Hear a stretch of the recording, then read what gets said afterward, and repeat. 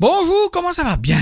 Vous aussi, vous faites des trucs que tout le monde fait mais qu'on n'avoue jamais? Non, pas le genre de truc interdit par la loi, comme fracasser la voiture de la femme stupide et bornée qui vient se garer devant chez moi le matin et m'empêche de sortir. Non, ça, c'est illégal.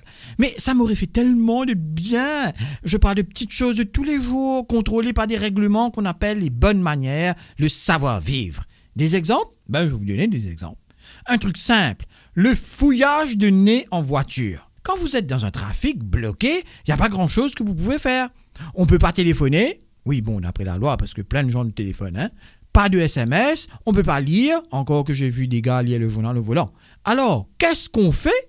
On se lance dans un savant exercice de recherche de morve séchée tapis au fond de ses narines. C'est tout un art, ça. Hein?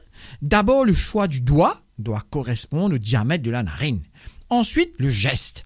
Certains sont rotatifs, histoire de racler les bords. Certains plongent au plus profond de la fosse nasale. Puis vient l'extraction d'un coup sec, suivi d'une vérification du butin.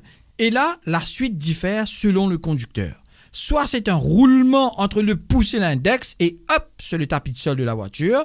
Ou c'est un baissement de vitre juste assez pour faire passer le doigt et se défaire de l'immonde récolte. Personne n'y échappe, surtout les hommes. Les femmes sont plus conscientes de leur standing et le font très rarement au volant. Ça m'amuse de voir les mines satisfaites de celui dont la récolte a été fructueuse. Le gars est content, quoi. Il était à s'embêter là comme un con volant de sa voiture qui bouge à peine. Et puis là, il a une raison de vivre, une quête, un Graal. Il a libéré ses orifices nasales et peut maintenant respirer. Hein? Des fois, j'ai envie de le féliciter. Lui demander, alors, c'était un gros? Pas trop difficile? Oui, comme quand on demande à un pêcheur si sa brise était grosse, si la bête s'est débattue, tout ça, quoi. C'est pareil, non? Allez, demain la suite.